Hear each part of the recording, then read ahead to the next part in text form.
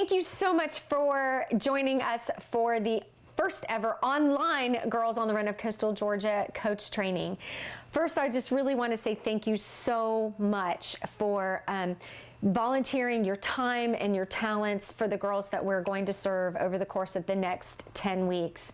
The Girls on the Run program does meet twice a week, every week, for a 10-week period, and we have a fall and a spring program.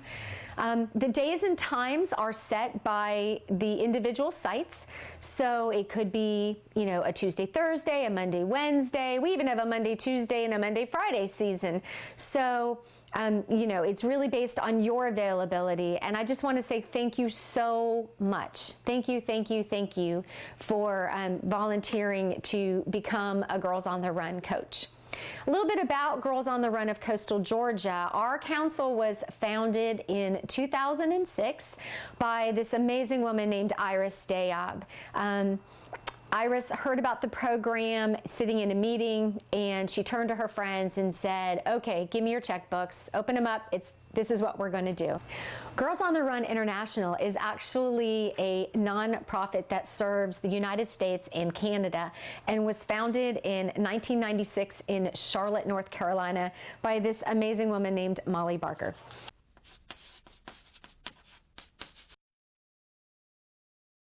Hi there, everybody. My name is Molly Barker, and I'm the founder of Girls on the Run.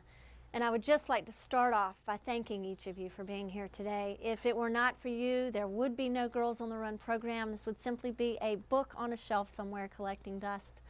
And so I just want to thank you. And I'm also really excited for you because you are about to embark on a journey that is not only going to change your life, but the lives of all the girls in the program. So thank you, thank you, thank you. These girls are going to love you, period. I mean, they're just going to look up to you. They're going to think you're awesome and great. And the only thing they need from you is your encouragement. You don't have to be a runner to be a coach. You don't have to be a mom to be a coach. You just have to be someone who's willing to spend a couple hours each week with an enthusiastic, excited group of girls who will adore, just about anything you do, no matter how goofy or silly. Even if you don't do the lesson perfectly, they really don't mind. They just want to spend time with someone who cares. And that's what your job is to do, is to really encourage and motivate them, not just to run a 5K, but to be incredible life examples for their friends, for their peers, and they are. Back when I started Girls on the Run, I can remember sending letters home to all of the families of the girls that were in the program. And at the very end of each letter, I thanked them for allowing their girls to be a part of my life. And that is something I just want to remind you of, that it is very important that we all realize that these families and these caregivers of these young ladies are allowing their children to spend time with us, and the incredible responsibility that we have not only as facilitators of this program, but as role models and leaders for these young women, and that we, for that hour and a half, are their mentor, and we should give our undivided attention to them. Safety, security, not only of their physical being, but of their emotional beings as well.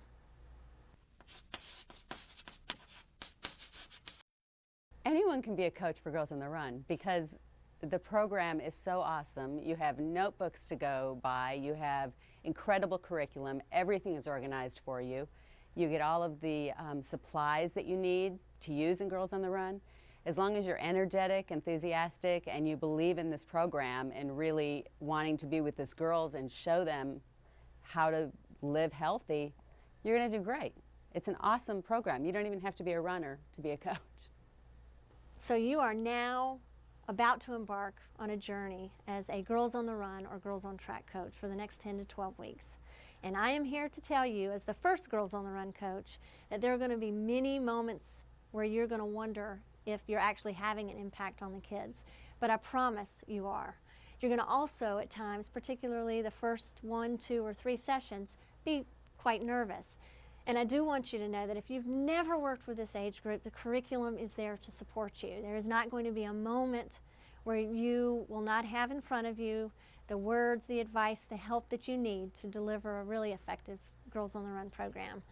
So you have it. I know you have it, or you would not have been attracted to this program. The other thing that I want you to know about this age group is they like you. They like you the moment you step to the plate. So if you are at all concerned about being admired or liked, you're going to have for 10 to 12 weeks a group of girls that are going to look up to you every minute. And now with that comes a great deal of responsibility, but at the same time it's a total win-win. The girls are going to get something out of this just as you are. You have a notebook that has the curriculum laid out step by step, every single lesson, every single thing you need to do. You have a big box that's filled with all the supplies that you'll ever need to coach. So you're given everything you need. And it's easy because it's so much fun and it's so rewarding. You can't wait to be there the next time.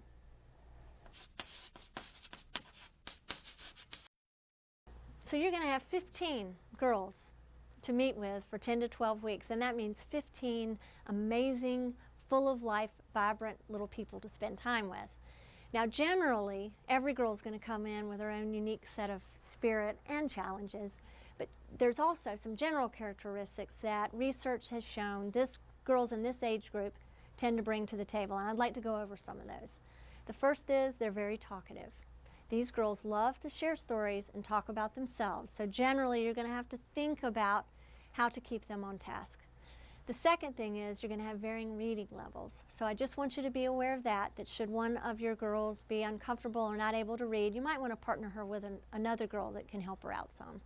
The third is this group is incredibly affectionate, and they will want to like braid your hair or hold your hand or sit in your lap. And all of those things are wonderful, but they really can distract from the task at hand. So I just encourage you to let them know that they can sit next to you or sit next to a friend, but that this sort of activity might distract from the lesson. The other thing that this group is, and you will notice this right off the bat, is they can be very cliquish. So they may come in with a set of friends already and try to sit with or do the activities with them, and I'm happy to let you know that the curriculum is written in a way so that those cliques are pretty much eliminated from the get-go. So one of the main things that you've got to do in drawing the kids together is always seat them in a circle right off the bat and establish some structure to your lesson. And there's something very important about sitting them down, because what it does is it eliminates movement, at least for half of their body, and it allows all of you to be focused on one another and focused on the lesson. The curriculum is incredible, so they get to run, and some of these girls are not runners at all. A lot of them walk a lot of the time. They might run a little bit, they walk a lot, but they know even if they're walking, they're exercising and becoming healthy. Once you learn some tricks and how to keep them focused and quiet them down when you need to talk to them about something serious, then you're good to go. It's really kind of three parts: a warm-up, getting on board, and then the workout. And they're all very easily explained to you, and then you just have to have some materials prepared. But Girls on the Run usually prepares all of those for you in advance, so it's just a matter of pulling them out of the envelope and using them. It's pretty straightforward. All right, the getting on board is at the very beginning of the lesson, and the goal of the getting on board is to eliminate all the distractions from the day and bring the kids' focus down onto what the activity and the topic will be. The warm-up follows directly after the getting on board, and the warm-up is actually a game or activity that warms up their cardiovascular system. Now, we usually do this in a sneaky way so they don't really know it, because it is a game and it's on the topic, but it does warm up their bodies. And then, of course, following the warm-up is the workout, and the workout can go anywhere from 20 to 45 minutes, again with a game as part of the process, but the kids are actually running consistently for that period of time. The other important piece is the processing, and you never want to forget the processing, because without that, those physical experiences are just that, physical experiences, without any application to their daily lives.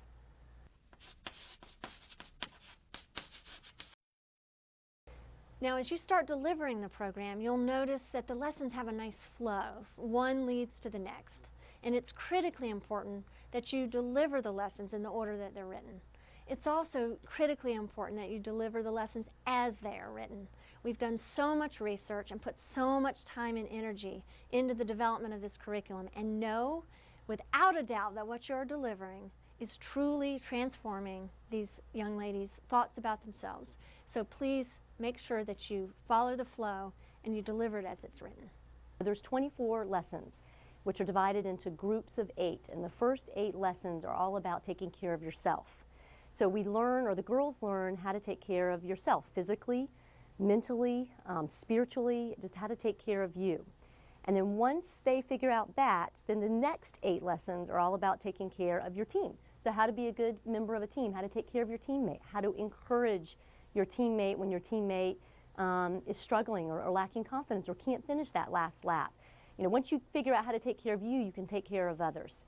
And then this third piece of it, the last 8 lessons, which make up the 24 lessons, is about taking care of your community. So it starts, you know, individually and then breaks into the team, and then you branch out. Now your team is solidified and you're taking good care of each other. Now you can share those gifts and those strengths and that confidence with your community. And so the last piece of Girls on the Run, the last part of the season, involves picking an organization or something in the community that you want to make a difference with. And so you as a team decide, and every year my girls pick something different. Now, we don't really define ourselves as a running program, but we do run a 5K at the conclusion of the program. So it's very important that you follow the curriculum as it is written so that your girls have enough confidence in themselves to show up at that starting line prepared for the race. I also want you to think about what the power of that race means to these young girls. When they are able to cover that 3.1 miles and set a goal for themselves, that can translate to any area of their life where they can establish a goal, train for it, prepare for it, and then achieve it. In terms of prep time, you know, to prepare for it, the lessons are laid out very easily, very beautifully. I mean, it's really all, if you can read the printed word and kind of imagine yourself doing these activities with the girls, you can do it. And coaches work together. There's usually a coach and an assistant coach, so you've always got someone to partner with to say, you know, where do you think we should start, or what part of the field should we use? And, you know, making those little decisions are easy. I mean, they really are.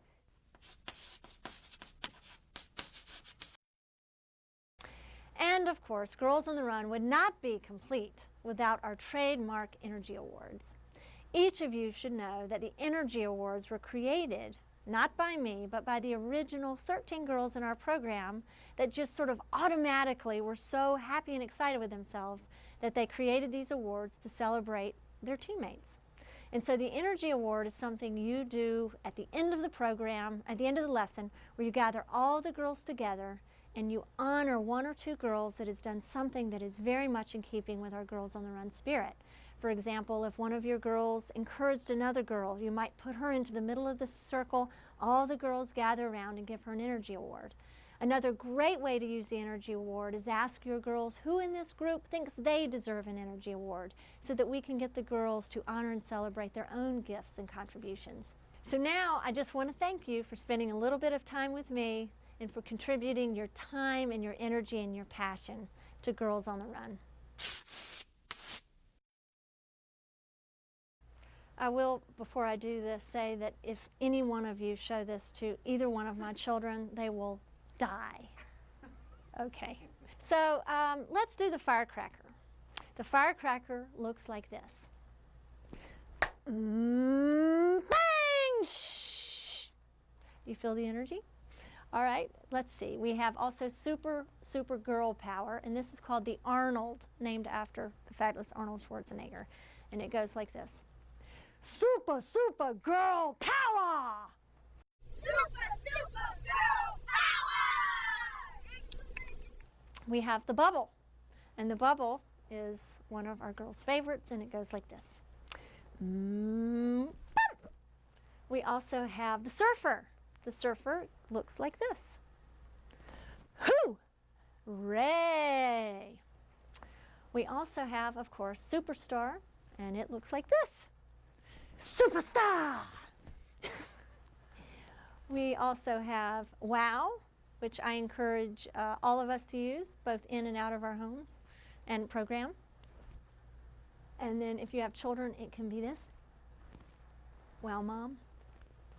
We also have the old standbys, the things like the washing machine. We have the sprinkler like this. We have high five. We have cool. There's a whole plethora of energy awards, but I also encourage you to just invite your, have your girls create their own. Chugga-lugga, chugga-lugga, chugga-lugga, ding! Yay! So as we head to the starting block of Girls on the Run, it's important to think about the finish line. When your girls finish this season, how will they know that they are girls on the run? How will they grow? How will they develop over the course of this season? And throughout the season, what we want for the girls is that they develop and improve confidence, that they feel connected in who that they are, that they develop a strength of character, respond to others and themselves with care and compassion, create positive connections with their peers and adults, and truly make a meaningful contribution to community and the society. First, you, the trained coaches, are going to provide positive relationships and create a caring and supportive environment for the girls. Our coaches are going to deliver the curriculum as it is intended, as it is written, to teach life skills. At the end of the program, we want to make sure that the girls feel a greater confidence in who they are. And as such, the majority of the lessons in the curriculum target this important outcome. The girls also will develop a strength of character as they gain awareness of their ability to intentionally choose actions which demonstrate respect and responsibility towards others. Several of the lessons also teach the girls to respond to themselves and others with care and compassion. And the girls will have an opportunity to create positive connections with peers and adults through lessons that target cooperative skills and friendship qualities, which they will then transfer to enhance connections with parents and caregivers, their teachers, their peers, and others in their community. Now, the coaches, that's you guys, are the critical, most important part of this program. You deliver the Girls on the Run curriculum. You will help build your team's relationships, and you will create that safe environment for your team. It's very important that you spend, 15, 20 minutes preparing for each program meeting. We provide all the things that you need, all the materials. We provide, the curriculum, if it calls for 3x5 cards or, paper clips. I mean, everything that you need is going to be given to you in the coach's box and the coach's bags. But that doesn't mean that you still have to spend those 15 or 20 minutes reading over the lessons, getting a kind of an understanding of the games that we're playing, how things are going, how the curriculum is flowing, what the intended purpose is of the games. So as you're getting ready to prepare for that day, please make sure that you invest, whether you're the head coach or the assistant coach. Everybody should show up on board knowing the lesson of the day and what the intended takeaway is for these girls at the end of the 90-minute program meeting.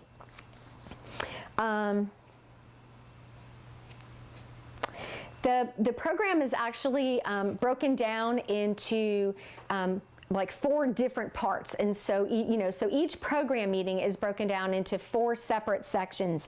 The first is an opportunity for you to kind of check in with your girls. How's it going? How is your day? This is really an opportunity for you to just chat with your girls, just check in with them, see how they're going. I always start my program meeting with music. It just seems to be a cohesive thing where, we're playing music, and I always transition that into our warm-up. Once we've kind of gotten our we've been chatting and we've had our program snack and the music is going, and then we just kind of circle up and we start stretching and doing crazy things to YMCA and all kinds of things. So I highly recommend using music as a tool to just kind of get the girls focused. And it's always just ever so much fun to, to jump around and be silly with your girls. So at the very beginning of the program meeting, we have the beginning of the lesson is the getting on board. And the getting on board is really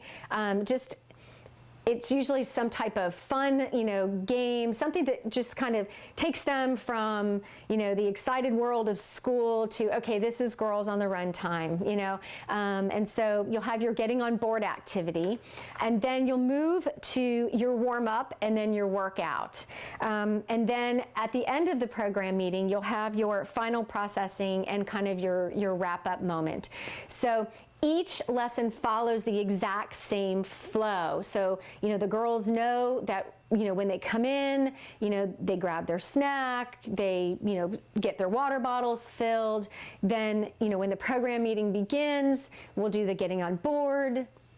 And then we'll ask some questions to just reinforce the messages of the getting on board. And then we'll move to our warm up, and then we'll move outside to our workout. At the end of every program meeting, you want to make sure that you circle your girls back up, and we do something called Energy Awards. The Energy Awards are truly the moment where the girls are celebrating their teammates, and they are meant to be goofy, and they're meant to be silly, and they're meant to be fun. So don't be too cool to do these silly, energy awards. The girls can nominate, or the coaches can nominate that one or two girls at that program meeting that truly demonstrated, the spirit of Girls on the Run, whether they were it's really encouraging to their teammates. They were extremely helpful to their teammates. And sometimes you'll see that the girls nominate each other because, today I was having a really bad day, Coach Kat. And you know what, my friend here, Susie Lou Who, she really came by and she cheered me up, and she was really a good go-to sister to me. So these Energy Awards really are an opportunity to celebrate our girls. So do be sure that at the end of the program meeting, you gather all your girls and you do and hand out, a couple of these Energy Awards. So let's start with the Girls on the Run mission, our vision, and our core values. Our mission statement says that we inspire girls to be joyful, healthy, and confident using a fun, experience-based curriculum which creatively integrates running. Our vision is that every girl knows and activates her limitless potential and feels free to boldly pursue her dreams. Now, at the heart of Girls on the Run, we want to honor the following core values. We want to recognize our power and responsibility to be intentional in our decision making. We want to embrace our differences and find strengths in our connectedness. We want to express joy and optimism and gratitude through our words and our thoughts and our actions. We want to nurture our physical, emotional, and spiritual health. We want to lead with an open heart and assume positive intent. And we want to stand up for ourselves and for others. Now, there's some key words that we throw around when we talk about, Girls on the Run and our values. Words like empowerment, responsibility, intentionality, diversity, connectedness, joy, optimism, gratitude, nurturing, healthy, open-hearted, and compassion. Now, I know that all of you guys embrace those values, because if you didn't, you wouldn't be attracted to this program. And again, thank you so much for your willingness to, dedicate yourselves and your time and your talent to the amazing girls that we're going to go on this 10-week journey with. There are some procedures and policies in our policy procedure manual that I do need to go over with you. So if you'll just get yourself comfortable, we're just kind of going to run through these so that you just kind of have a background for your coaching experience. First off, the curriculum is copyrighted.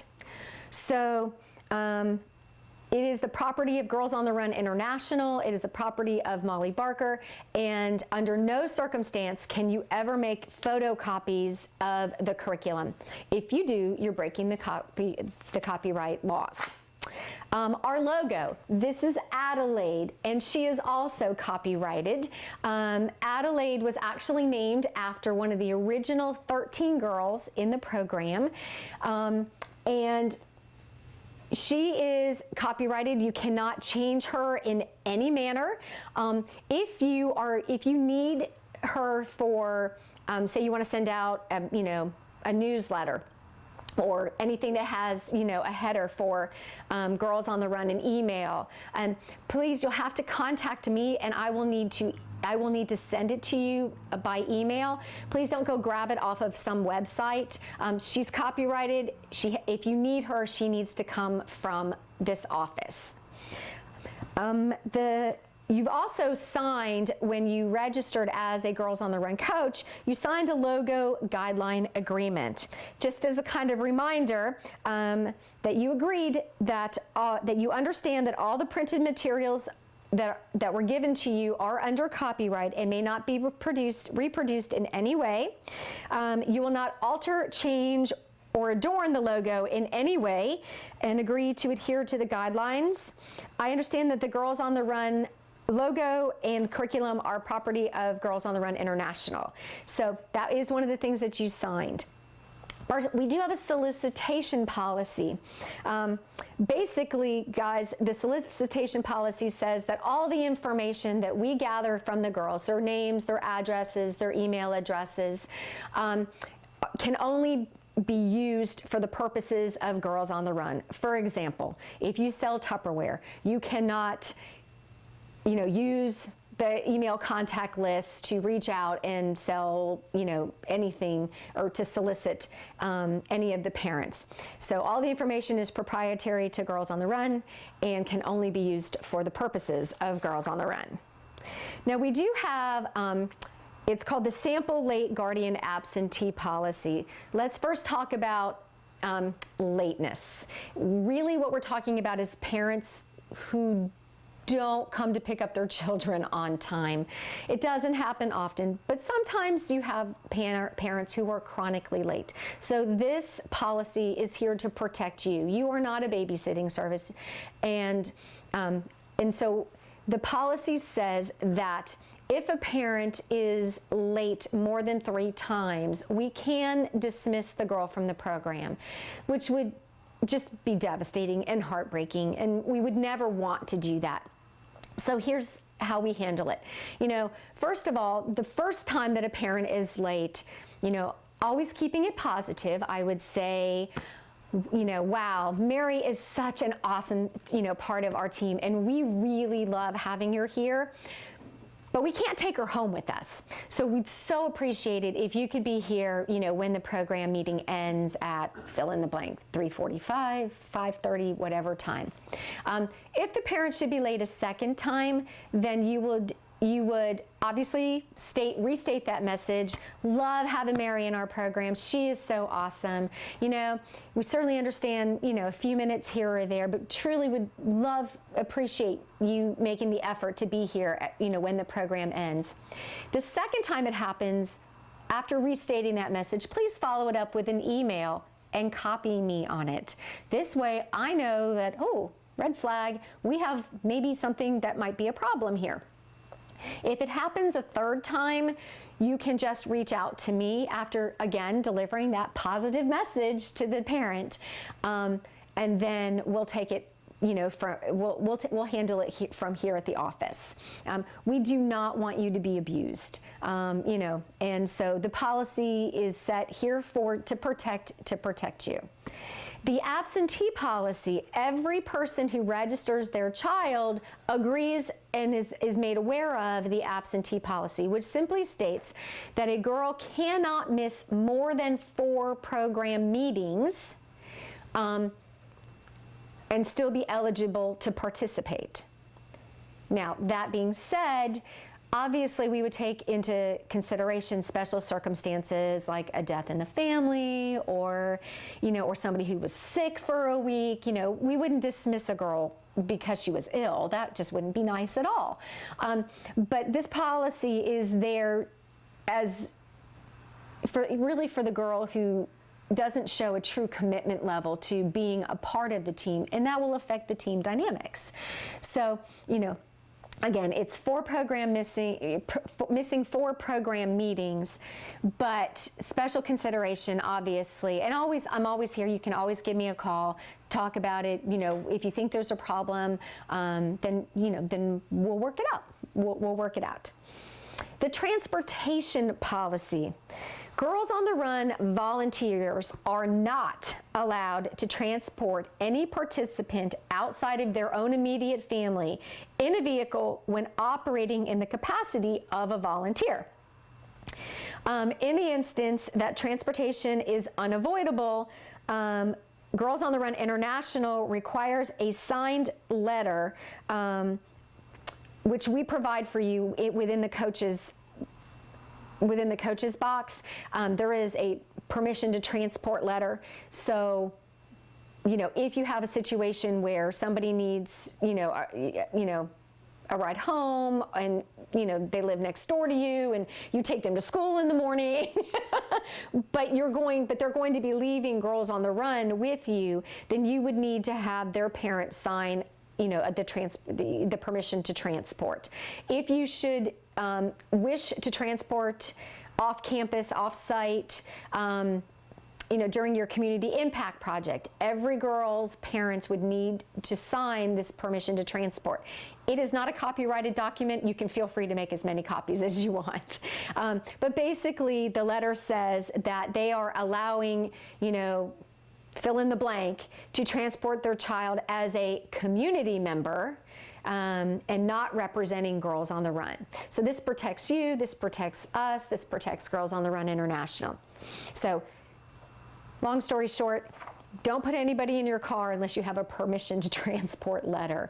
Even if you take her to school in the morning, obviously not your own child, but if she is leaving Girls on the Run and she is going, and you have been her coach, then you need to have a permission to transport letter signed. Just one for the season, that's fine. Running buddies. We handle, at Girls on the Run of Coastal Georgia, we handle our running buddies a little bit differently. We have program running buddies. Now, a program running buddy is a registered community member. They have gone through an online background check, which all of you have done already, and they make a commitment to attending a minimum of 3 program meetings throughout the season. One of those program meetings must be your practice 5K, whether it be lesson 16 or lesson 17, depending on the curriculum that we're using. And they also will be participating in the 5K celebration run at the end of the season. So, running buddies are, those community members or, who really want to support this program. They really want to support it, but they just can't make the commitment to being there every single week, every single time. So, the community running, the program running buddies, excuse me, are those volunteers who want to come out and support the program and are willing to give you, share their time and their talents a couple of times throughout the program season. Now, they're welcome to come more, but they do make the commitment to come a minimum of 3 program meetings. Let's talk about substitute coaches. Unless the coach has gone through the official coaches training, they cannot be a substitute coach, period. Period. We have maybe 1 or 2, coaches who from other sites that might be able to jump in, when needed. But, we really don't have backup substitute coaches, and you cannot just pull in your principal or pull in your librarian or pull in, or, your teaching, team member or whatever. The only people who can be a substitute coach are people who have attended and gone through the Girls on the Run coaches training. Political affiliations policy. It's a really long It's a really long blurb here, but basically, whatever your thoughts and opinions are, please keep them to yourself and keep them out of Girls on the Run. Please don't wear your, any t-shirts with any political affiliations. If it's voting season, please don't share who you voted for with your girls. It really isn't relative to Girls on the Run. Endorsement policy. This one I'm going to have to read to you.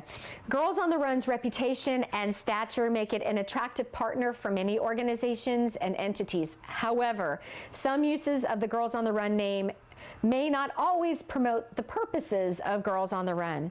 So in accordance with the Girls on the Run mission and core values, Girls on the Run councils are discouraged from endorsing or partnering with any pageant contestants or winners who want to use Girls on the Run as a platform. This policy is in place simply to avoid misrepresentation of Girls on the Run to the general public. Spokesperson policy.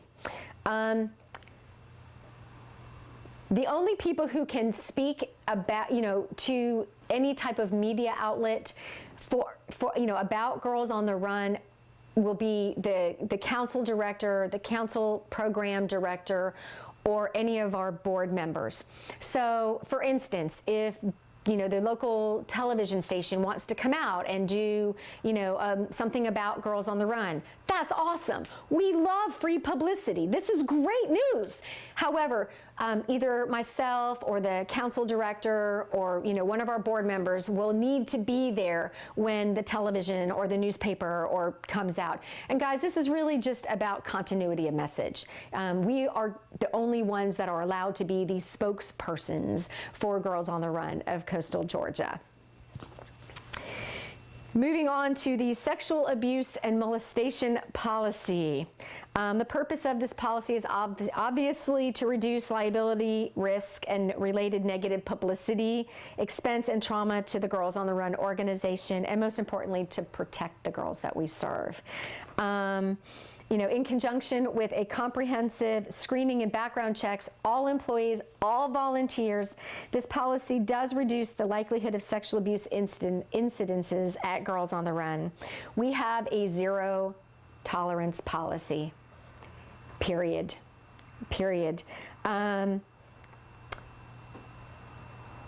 Any form of sexual abuse of the girls we serve within the organization, individuals involved with Girls on the Run at any time, organization, anything.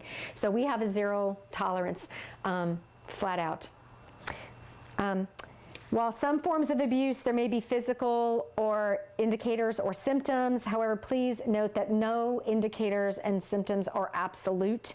All representatives of Girls on the Run, or as representatives of Girls on the Run, we report suspected incidences of sexual abuse. However, we in no way handle or pursue these reports. We report it, and then we step back and let the authorities take care of it. Okay? If you suspect sexual abuse at the home of the child, you must report the suspected incident directly to the appropriate persons at the program site, to the council executive director, and your executive director will contact your local state child custody protective agency. Girls on the Run councils always follow current federal and state guidelines and guidelines for the reporting of abuse. Obviously, guys, under no circumstance would the incidents ever be discussed with parties other than authorized individuals privy to the information.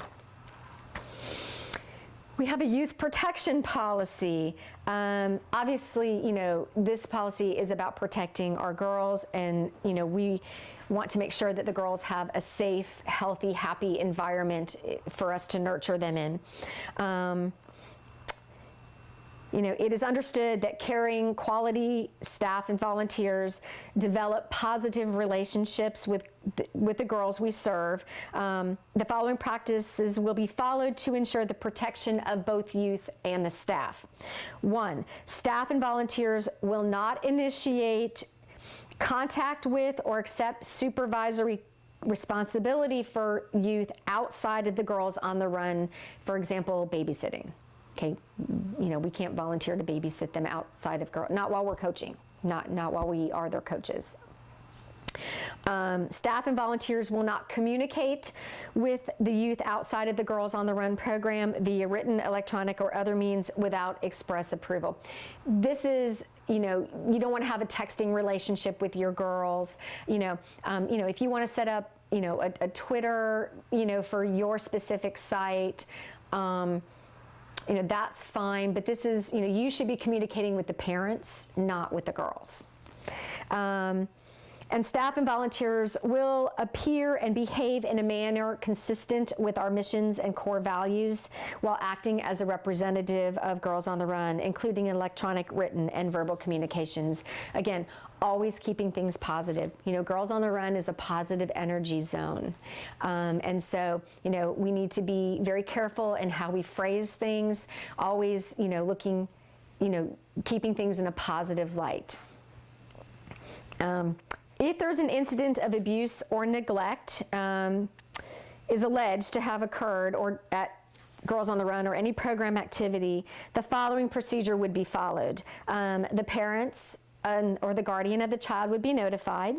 Appropriate authorities would be notified. The alleged perpetrator of the abuse or misconduct would be immediately removed from the Girls on the Run program during the investigation. An accident incident report is submitted to the respective Girls on the Run council. The insurance company, we would notify them, and of course we would cooperate with any investigation ever. Okay. So an inclusion policy, we do have an inclusion policy. We strive to make this program accessible to all girls in grades 3 through 8. We do need to be responsive to the needs of our community, and our curriculum is really designed to reflect and accommodate the very needs of our participants. Special needs encompasses children who require support or special assistance with daily living, whether formally diagnosed or not, and whether a diagnosis is short-term in nature or long-term. The long and short of it is if we have a special needs child who wants to participate, we are going to embrace them, and we are going to make sure that they are a part of the Girls on the Run program. We have girls who do this program from a wheelchair. We have girls who have done this with cerebral palsy and walk with walkers. Obviously, we make special accommodations for whatever we need to do. This program is not all about the running. So, it's just very important that, we work very hard to make sure that all the girls, no matter what special conditions may be going on, that they are able to participate. All of the girls do complete a health history form, and so as you're preparing for the season, head coaches especially, and then assistant coaches need to be sure that they have read the health history forms. Coaches, I would strongly recommend, you need to highlight if there are any medical conditions, any special food allergies, if there's any EpiPen protocols, any asthma inhalers. You want to make sure that the entire coaching team knows about that. And also, if you have a child who has an EpiPen protocol or an asthma inhaler, you want to make sure it's with you. It shouldn't be locked in the nurse's office. You want to make sure that you have it with you when you go outside to run, when you come back into the classroom. So you'll need to make arrangements either with the parents or with the school nurse who might have it to make sure that it is on site at Girls on the Run for the 90 minutes that you hold your program meeting. We also have a transgendered participant policy. Girls on the Run is an inclusive program where the dignity of every participant is respected and where all youth are given a safe place. If a child identifies as a girl and the parents identify the child as a girl, then the child is welcome to participate in Girls on the Run. Obviously, we're going to treat everybody the same. So, the transgendered status of Girls on the Run participants should be considered confidential, obviously, and may not be disclosed without the consent of the participants' guardians or by court order. Confidentiality policy. all the information that we collect, about you as the volunteers, all the information we collect about the girls who are participating each season is kept under strictest confidence, whether it's in written form, such as the health history forms, which you should have, printed out and kept in the front of your coach's box. But you also want to make sure that you're not talking about it in front of other, any of the other girls. Some things are just confidential and shouldn't ever be discussed out loud in front of anybody.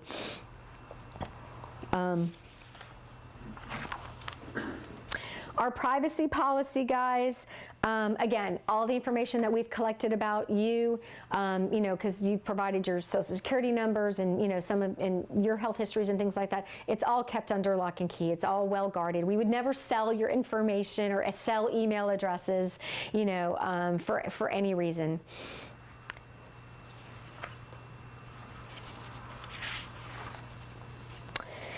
Crisis management.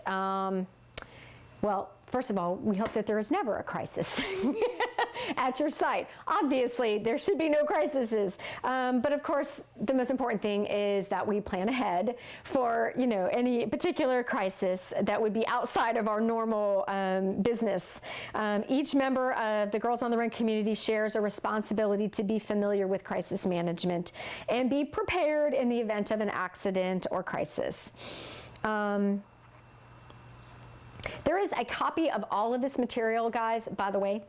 It's in the front of your coach's box in the Pendaflex that says coaches. So I know I'm going through a lot of this kind of very quickly, but if you ever need to refer, it's there in black and white for you to refer to. Basically, they have the crises broken down into 3 different kinds. Type 1 is a minor injury or event that can be, resolved rather quickly. A girl, scrapes her knee, mommy medicine type of crisis. Transportation issue, that kind of thing. Type 2 crisis is a major incident that involves considerable coordination between the Girls on the Run community and externals, such as injuries that would result, that would need professional treatment. If somebody falls down and breaks an arm, God forbid, and you need to call EMS. That would be a type 2 crisis, or a missing child. And type 3 would be a catastrophic emergency involving the entire Girls on the Run community, local areas. Immediate resolution of the event is beyond emergency response capabilities of Girls on the Run. Here, guys, we're really talking about natural disasters. And guess what? We're not going to be holding a program meeting if there's an impending natural disaster. So we don't really need to worry about that, at least not here in southern Georgia. So type 2 crisis and type 3 crisis do require a report to Girls on the Run. So sitting in a room, we kind of decided, when do you really need to fill out an accident incident report? Okay, and what we kind of concluded that if it requires ICE, it needs an accident report. Okay, that would be type 2 crisis management moment. So it needs an accident report. If it's mommy medicine, scraped knees, you have a first aid kit in your coach's bag. So, I don't really need to have paperwork on something like that. But if you end up having to, use ICE or, any type of follow-up needs to be done, then certainly we need you to fill out an accident incident report. A bee sting where you had to apply ice, a door opened and knocked somebody in the head and they got a big goose egg, got to apply ice. Okay, so I need an accident report. Please, please, please be sure that if you have any type of incident that happens at, during a program meeting, that you give me a quick call or send me a text message and let me know about it. There is nothing more awful than getting a phone call from a parent and I don't have any clue that anything happened at that program meeting. So feel free to call me, feel free to text me, little Mary, she fell down, scraped her knee, or she fell and, and we had to put ice.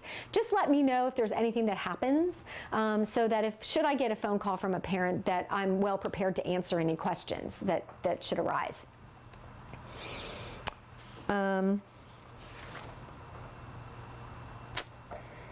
Calling parents. If the situation is not life-threatening, nor does it require immediate professional attention, call the parents or, listed emergency contact first, okay? Be specific, but be very calm. Describe what happened, who was involved, and again, not in a type 1 crisis, okay? Not in a mommy medicine moment. If you need to call emergency services, if you need to call the paramedics, then obviously you want to be it's the head coach that will tend to the girl. The assistant coaches will just kind of facilitate the program meeting going on. They'll just kind of take it and, and the head coach will stay with the girl while you wait for EMS. If that girl, if the injured girl should have to be transported, by EMS, the head coach will go with the girl at all times. You're going to treat her like she is your very own. She is scared, she is hurt, and you're going to go with her. The head coach will go with that girl. The head coach is going to make 2 phone calls. One is going to be to the parent, and the other is going to be to myself or to our executive director. Okay? You're going to call the program director, you're going to call the executive director. If you can't reach one, call the other, okay? Because guess what? We are on our way. Okay? Wherever that girl is being transported, we're on our way. And again, the assistant coaches will just continue the program meeting as much as possible, just continuing to facilitate the remainder of the program meeting for the rest of the girls. Now, I mentioned the accident incident report, and it's quite detailed and it's quite long and should be filled out immediately. Somehow, the details of what happened 24 hours later are never as crisp as they are if you were to do it, right away. So you want to make sure that an accident incident report is filled out and then, scanned, emailed, sent over to me. Obviously, you're going to call me, and let me know what's happened, and then say, okay, I've got it ready. It's coming over to you. Now, we specifically have kind of been talking about accidents, but if there's ever an incident such as, as bullying or, totally inappropriate behavior from one of your girls, then this report can also be used for the incident. So it's an accident incident report.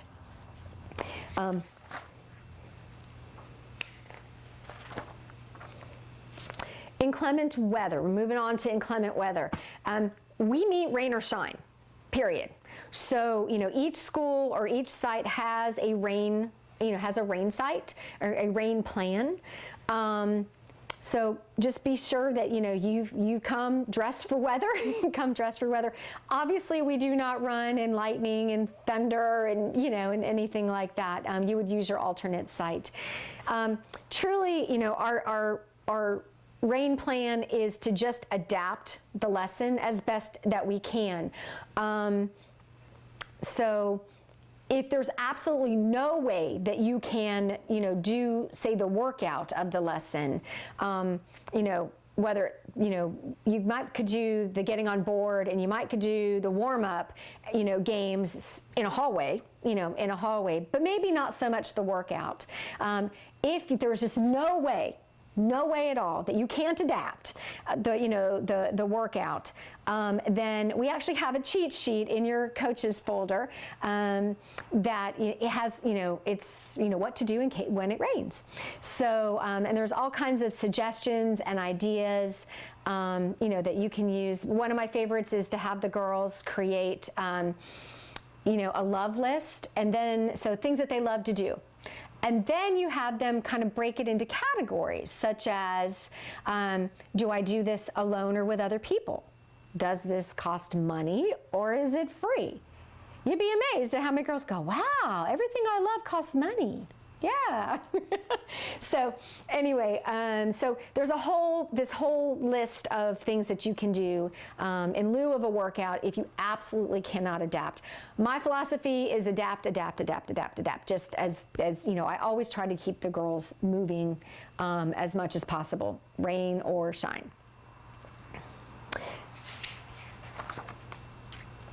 We do have a lost child policy. In the unlikely event of a child being lost or abducted from a Girls on the Run site, the following procedure has been implemented as a precaution and should be followed. It is absolutely mandatory that at any given program meeting, you have 2 to 3 coaches on site for every single program meeting. If it is a small program, say under 12 girls, it would be okay to only have 2 coaches on site. But any program that has maximum enrollment of 20 girls, we absolutely mandatory must have 3 coaches for 20 girls. 3 coaches for 20 girls, period. As soon as a coach might notice that a girl is missing from the group, she would, let the other coaches know,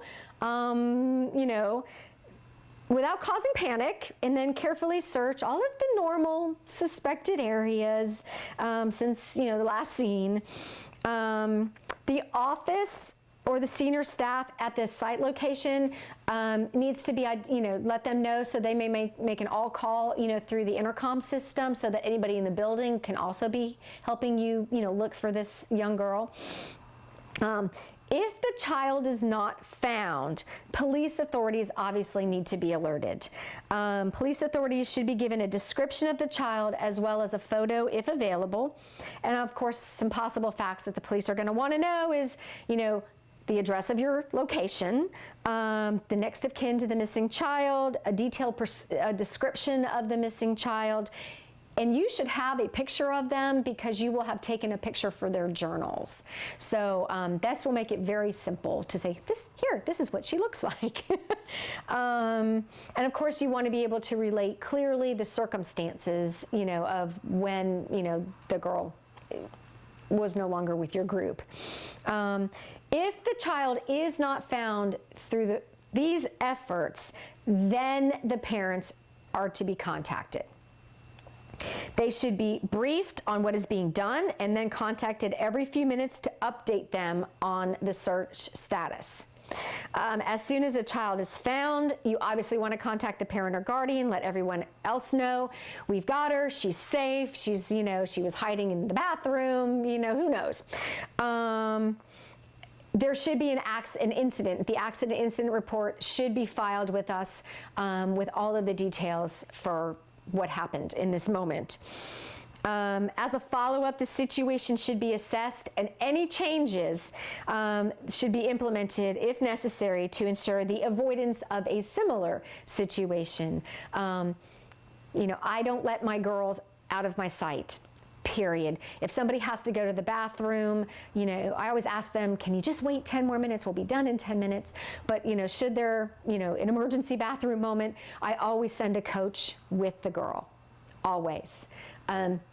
So at no time are my girls ever not with a coach and where I can see them. Just makes things a lot easier keeping up with everybody. We also have a threatening behavior and bullying policy. Any girl who meets or can meet requirements for Girls on the Run will not be denied acceptance based on race, religion, national origin, citizenship, height, weight, or disability. For the purposes of our threatening behavior bullying policy, threatening behavior is defined as a single behavior or a series of behaviors which constitute actual or result in potential assault, battery, harassment, intimidation, threat, or similar action, whether it's verbal or physical, to any participants, to any coaches, personal property, participants, coaches, anyone. Threatening behavior may also include, but is not limited to, physical injury, emotional maltreatment, abuse of prescription or illegal drugs, use of alcohol, carrying firearms or other dangerous items, using any item in a dangerous way, or any other activity determined by a coach or an administrator to be threatening another person's health or well-being. These actions result in an interference with the individual's health or safety, which creates reasonable apprehension of fear such that harm or injury could possibly occur. Now, let's define what we call bullying. Bullying is defined as intimidating a person into doing something that they otherwise would not do. It is comprised of a single act or a repeated acts over time, which involves real or perceived imbalance of power, with more powerful individual or group abusing those who are less powerful. Bullying goes beyond a single episode of teasing or fighting. Bullying is a pattern of behavior in which the bully attempts to intimidate his or her victim. Bullying can take place face-to-face or online. Okay? Our response at Girls on the Run is a zero tolerance policy.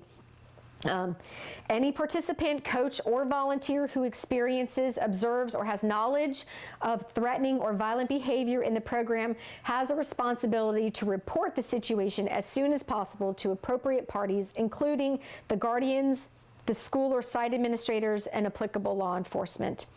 Girls on the Run strictly prohibits the use of violence or threats of violence within the Girls on the Run program, and we take these actions very seriously. Girls on the Run, their coaches and administrators reserve the right to remove any girl for any reason if that child does not carry out the mission and goals of our organization. And we all know that sometimes bullying can be incredibly subtle. So it's important that we have a level of cognitive awareness of what's going on within our group. Very important. Very important. Other behavior issues. Dealing with girls can be incredibly challenging. We all know this.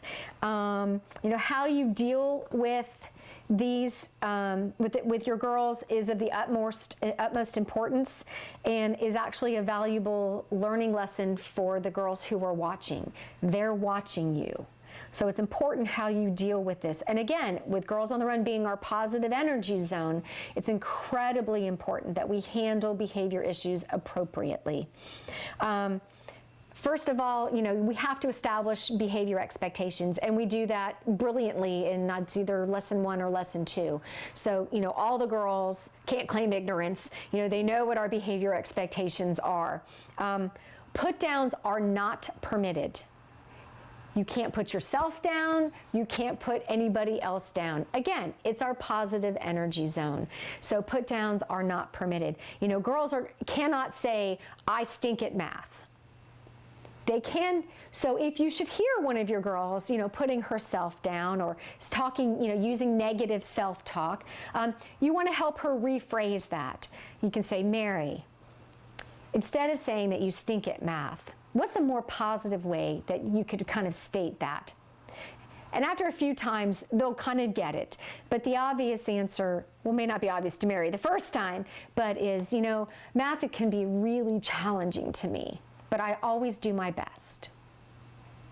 So you want to help the girls rephrase. If you ever catch them, putting themselves down, using that negative self-talk, you want to help them rephrase it so that, at the end, they know, okay, so I don't stink at math. Math is really challenging, but I always do my very best. I always do my best.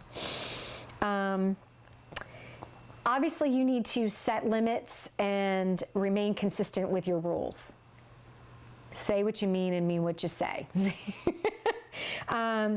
There are some girls that are just attention seekers, as we all know, and if even negative attention is attention. So keep your responses positive. The girls will respect you if your reactions are fair and calm and positive. You know, a girl's desire to be a part of the group is generally much stronger than her desire to not be a part of the group. So you need to share that, you know, sitting out is a potential consequence if she is not, you know, participating in Girls on the Run in an appropriate manner. You know, some girls will come and, you know, they may have just had a really lousy day and they just don't want to be there that day. You know, they really would just prefer to go home and hide under their bed. We all have those days. So, you know, should you have a girl who comes and is, you know, just not wanting to participate, we always use the, you know, the choices. You always have a choice at Girls on the Run. But here's how the choice would go. Mary, I see that, you know, you're really not your happy self today, and you're just, you know, you're always, you know, willing to jump on board, and but today I see you with your arms crossed and you're just not cooperating. Well, you know, today's lesson is going to be on, you know, whatever the lesson may be. And we are going to have so much fun. We are going to be doing this, and then we're going to do this, and we're going to do this. And I know that if you can just take whatever is really wearing you down, and if you can just set it aside, that I know, and you jump on board here, I know you're going to leave Girls on the Run with a much better attitude and just feeling better about yourself. So, you know, I really hope that that's what you would choose to do. However, it is your choice, and if you choose to not cooperate and you choose to not participate, then we're just going to have you sit over here, and this is where you'll be until the program meeting is over. This should be someplace where you can see the girl at all times. This is not, oh, here you can be my, lap counter hander outer. You know, if she makes a conscious choice that she doesn't want to participate at Girls on the Run that day, then she just needs to sit in a safe place where you can keep an eye on her and she can be by herself, because that's the choice that she has made. Most girls, if they make that choice, at some point they're going to see all of their friends having fun and they may change their mind. So now this is kind of a coaching decision. You know, she may come to you and say, I've changed my mind. I really want to, I want to join back on and have fun with my friends. It's really kind of up to you. I would have her go ask permission from another assistant coach, another coach. I think she would have to take responsibility for the choice that she made, and if she changed her mind, then she's gonna need to ask permission to rejoin the group, because her attitude and her actions have diminished the group because she hasn't been a part of it. The team isn't whole if she is not a part of the team. Now, I would never set a girl up for failure, ever. You know, I would never send her to a coach who would say, no, you can't, you know. And again, this is really kind of a judgment call. You know, you may say, you know what, sweetie, while I respect that you've changed your mind, you made a choice, and so for the rest of the program meeting, this is where you need to be. Or you may decide that, you know, it would be okay for her to rejoin the team once she took responsibility for her actions by asking permission to rejoin the team. So that's kind of a coaching decision. Again, always trying to keep things positive, always trying to keep things upbeat. If you have a disruptive girl, you might want to give her an important thing to do, like she might be your attendance keeper, or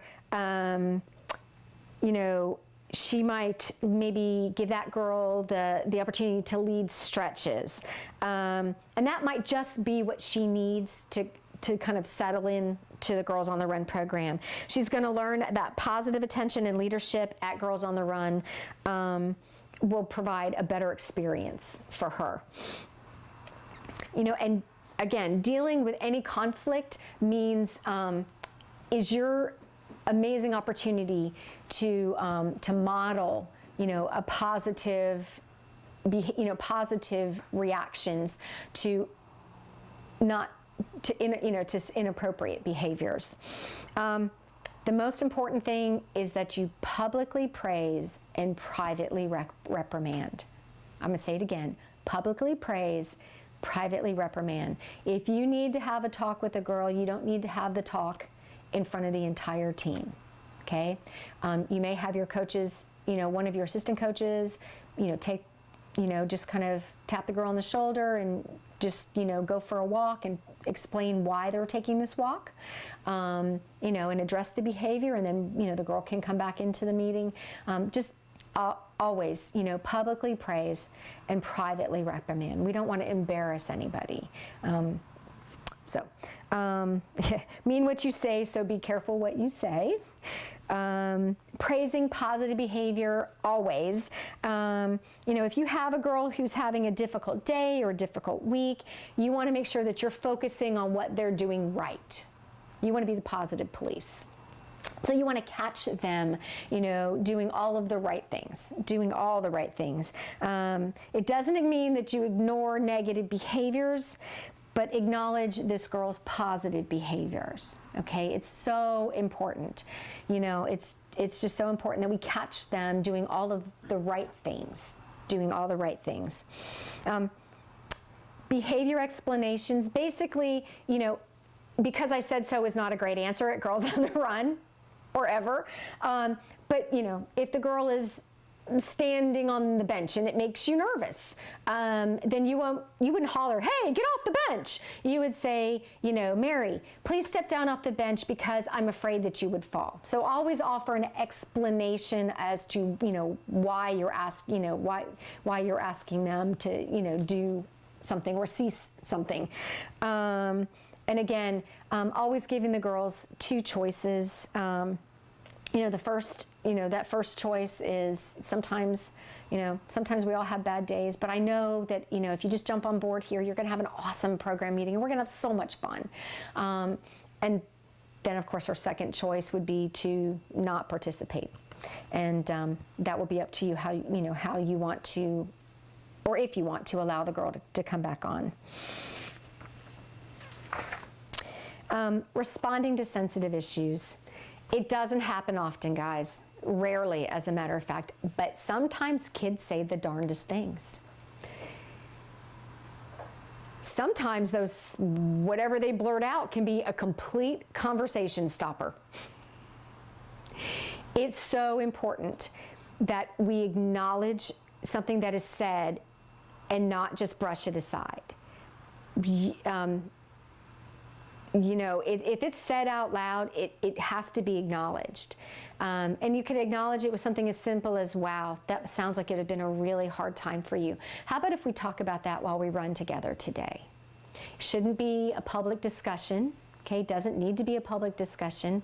But if it's one of those statements that makes you uncomfortable, you can't ignore it. You can't ignore it. You can't just be like, "Oh, okay, yeah, moving on now." Okay, if it's said, it must be acknowledged. And the correct response would be, that must have been really hard. How about if you and I talk about that while we run today, and then of course, obviously, talk about it.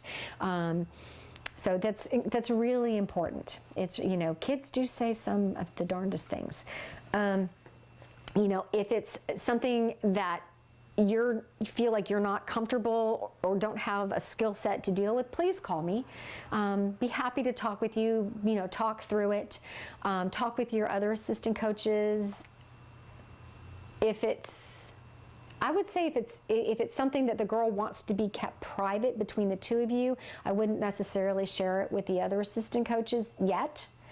But certainly call me if you have any concerns whatsoever. I'm here for you, always. I'm always here for you.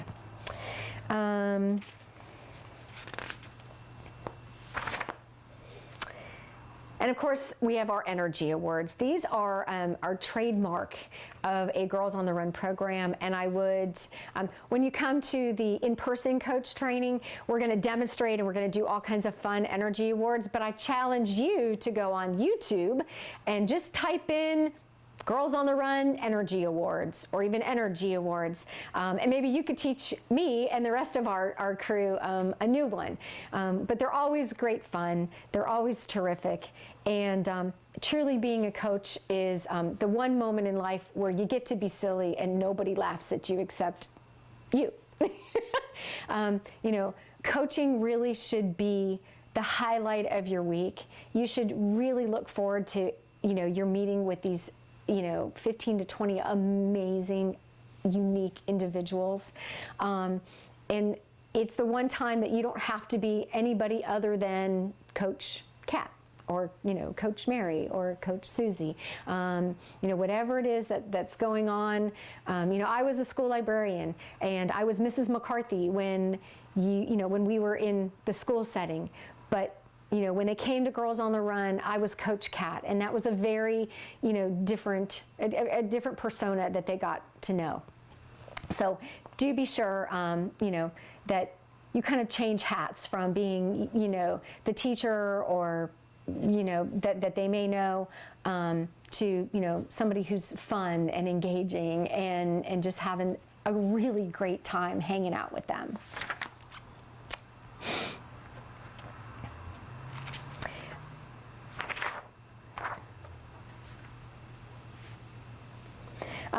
There is